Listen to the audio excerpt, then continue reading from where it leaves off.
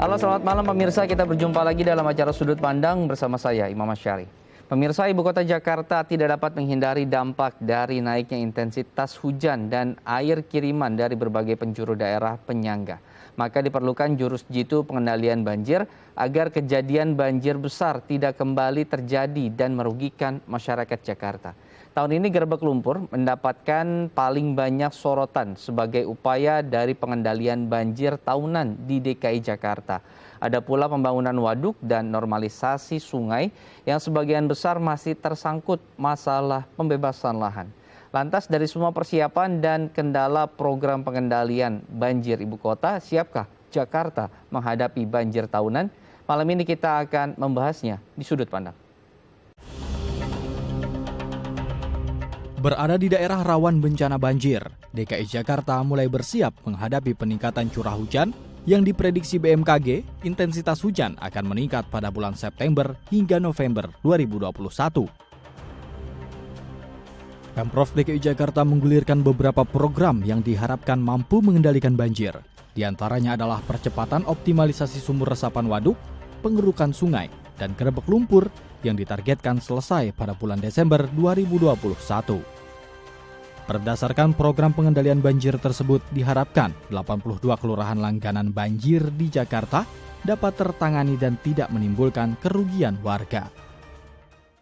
Baik, untuk membahas tema kita pada malam hari ini, saya akan menghadirkan narasumber yang sudah bergabung bersama saya. Saya akan sapa satu persatu. Yang pertama ada Bapak Insinyur Dudi Gardesi Asikin, selaku Sekretaris Dinas Sumber Daya Air Provinsi DKI Jakarta. Selamat bergabung, Pak Dudi. Kemudian ada Mas Nirwono Yoga, selaku Pengamat Tata Kota. Selamat bergabung, Mas Yoga. Selamat malam, Mas Imam. Assalamualaikum warahmatullahi wabarakatuh. Waalaikumsalam warahmatullahi. Salam sehat juga, Pak. Ada juga Pak Budi Utomo selaku Ketua Kampung Siaga Bencana Kelurahan Pondok Labu. Selamat bergabung, Pak Budi. Selamat malam Pak Dudi dan Pak Nirwono, salam sehat. Ya. Baik, saya akan terlebih dahulu memulai dari Pak Dudi. Ini yang punya hajat nih Pak Dudi. Kalau kita lihat dari program-programnya saat ini sudah berjalan, Pak. Dari catatan saya ada 4 waduk. Kemudian kapasitas sungai drainase juga akan ditingkatkan di 5.000 titik.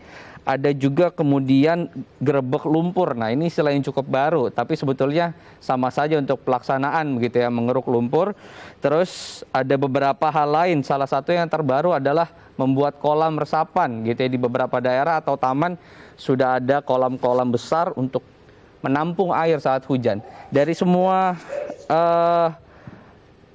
pengendalian ini Pak, proyek yang sudah jalan dan juga akan jalan untuk tahun ini menghadapi musim penghujan ya di akhir 2021 dan juga awal 2022, seberapa optimis kita Pak untuk bisa kemudian menghadapi banjir ini, Pak Dudi? Ya, terima kasih atas kesempatannya. Kami berusaha semaksimal mungkin untuk dapat mengurangi dampak terhadap banjir, terutama apa yang terjadi di awal 2021 kemarin. Itu kita coba antisipasi untuk mengurangi tidak separah seperti awal tahun kemarin ini. Jadi contoh ada beberapa lokasi yang memang ada limpasan ya dari kali, itu kita coba tutup, kita tinggikan turapnya dengan parapet-parapet. Contoh-contohnya seperti di Gunung Sahari, seperti yang di Krukut juga, itu yang sifatnya temporary. Jadi ada beberapa hal yang sifatnya memang penanganan instan, ada juga yang sifatnya penanganan yang permanen. Nah, kebanyakan yang kita lakukan ini pada saat sekarang ini upaya-upaya sifatnya instan dulu. Sedangkan yang permainan ini kebanyakan selesainya ini mungkin di akhir 2022, Pak, untuk yang lebih mendapat-dapatnya. Dan untuk perkuatan-perkuatan pun kita menambah sumber daya yang kita miliki. Contohnya seperti pompa mobile kita tambahkan beberapa unit untuk tahun ini untuk mengurangi dan mempercepat bila mana terjadi adanya limpasan-limpasan. Samping itu pun kita ada pencanangan program baru dan berupa sumur resapan, drainase vertikal istilah dari kami itu untuk mengurangi dampak lingkungan terkait dengan genangan-genangan, serta kita menambah juga konservasi air tanah di Jakarta ini. Ya, mungkin dan untuk gerbek lumpur sendiri itu merupakan program yang memang secara rutin sudah kita laksanakan sepanjang tahun dari awal. Setelah selesai kemarin terjadi banjir, kita langsung melakukan pengerukan. Ada beberapa penekanan di minggu terakhir ini memang sifatnya lebih ke arah sosialisasi keluarga, bahwa memberitahukan bahwa dinas di Provinsi DKI Jakarta sudah bersiaga untuk mengantisipasi bila mana ada kejadian yang tidak diinginkan terkait dengan banjir. Oke. Berarti sudah dikelompokkan, ada yang jangka pendek dan juga kemudian ada yang jangka panjang. Waduk ini kemudian masuknya yang jangka panjang. Dengan yang jangka pendek seperti ini Pak, misalnya ada sumur resapan dan juga ada kolam resapan dan drainase lain sebagainya. Seberapa optimis kita Pak untuk nanti masuk ke musim penghujan gitu kan, janjinya kalau pemerintah itu 6 jam kita sudah bisa genangan hilang ya. Menanggapi terkait dengan 6 jam ini, 6 jam itu bila mana airnya sudah selesai melimpah gitu ya. Jadi kalau misalnya air itu tetap bocor dari satu, karena gini, banyak lubang-lubang, terutama kayak contoh di Kaliangke itu ada beberapa lubang yang memang tidak tertutup gitu, sehingga air itu masuk dari situ untuk menggenai daerah warganya gitu. Nah, sekarang ini kita upayakan untuk menutup itu semua dulu gitu, Pak.